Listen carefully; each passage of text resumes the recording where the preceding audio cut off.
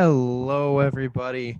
Welcome to episode 26 of SimpliFinance. Today is Monday, April 20th. Classic 420 podcast today. Hope everyone is having a great start to the week. I'm filming this in the evening, and today was an interesting day for the stock market. It was a red day for the major indexes that I always talk about on here. And I actually had a podcast all planned up to talk through kind of an overview of the different stock market indexes and the actual different stock markets in the United States, which I think I'll probably end up just filming that one tomorrow. We did have our second guest planned today. We are now scheduled to do that on Friday. So a lot of exciting stuff going on this week. But as I was about to record, I went back to check the market one more time and to see how everything closed out. Because I always update you guys on the numbers. And so I needed to pull those. And I saw some crazy news that happened in the late afternoon in the market. And so I had to totally pivot and change what I wanted to talk about today. So today was a little bit of an impromptu switch up last minute, and I had to kind of go with the flow because this was a news story that I wanted to explain to all of you. And honestly, I wanted to know more about myself. So today's market performance, the Dow had a rough day, down 2.44%.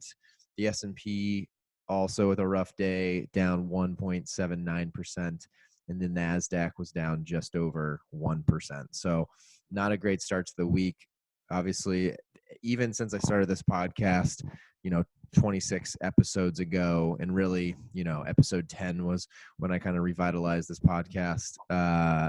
Things have been all coronavirus every day. And right now, oil's been a big talk. So today we're talking about in the first time in the history of oil's trading, the price of oil went negative today. Now, for any of you who don't know a lot about the oil market, that has never happened. In the history of trading oil futures, the price has never gone below zero, and I don't think it's actually ever gone even close to zero. Over the last few weeks, oil has fallen, actually, really since the coronavirus picked up in early March. The price of oil came down into the low 30s, and then it's been trading even below $20 in the high teens, which is crazy low for oil prices. And to give you guys a little bit of a background of how this works, because it's really important, and that was one of the things that I had to kind of learn myself, was that so what happens is people are buying most of the oil. We're talking about buying and selling oil. You're not, I talked about this a little bit in a previous podcast, but you're not actually, the plan for you is you're not buying barrels of oil and then holding on to it, right? What's going on is you're buying a future contract at a future price. So let's say, for example, oil is trading today at $10, and you have an opportunity to lock in a future oil price for 1,000 barrels at $20, and you believe the price is going to go even above. You think the oil market's going to go from 10 to 30, let's just say, for fun numbers.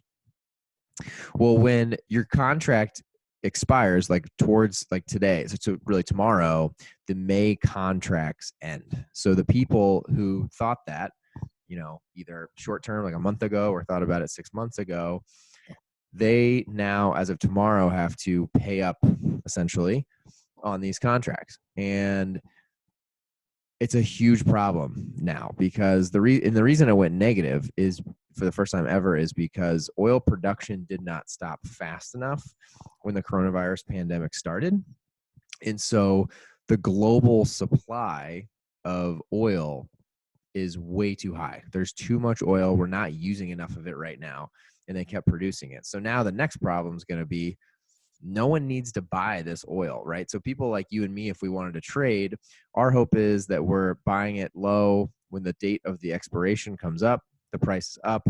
And when we sell it, our hope is that we're actually selling it to an oil refinery, right? Someone who actually is going to buy oil, or to an airline, someone who actually needs the physical oil. Most people that are buying and selling during a month are not necessarily ever going to touch the oil. But at the end of the month, the people that are still there holding on to those contracts are the people who need the physical oil. So that is essentially the background of what happened. So many people, not so many people, sorry. The amount of oil that is needed right now is so low that because the oil price went negative, that means that there was so much supply and next to no demand. And now the other problem is there's really nowhere to store a lot of these oil barrels. So there is some storage, but like the normal storage for oil is nearly full, is what I'm reading. And I don't know a ton about that part of it, but they're saying that essentially with it being negative, that you would have to pay someone to take the oil off your hands, which obviously like doesn't make sense and is totally backwards from like typical supply and demand metrics. So wild day. I mean, I'm looking at, I follow some people on Twitter that are big investment people. And one of the articles on CNBC this evening was books will be written about today. I mean, they made the joke that, if you were 120 years old today, you've never seen oil prices negative, it's just crazy. Just in theory, today having negative oil prices is pretty nuts. Wild stuff. But I think the other part that I learned through researching this that I wanted to make sure I shared with all of you, because I think if you just read some of these headlines, everyone's having a heart attack and a panic attack and just freaking out over all of this. But in reality, there's another component that we need to remember. This is the May contract, right? So this is for all of the oil that will be purchased here in May. The contracts expire tomorrow. So in the short term, yes, oil prices are negative. But as soon as the May contracts are up, the next closest contract date is June.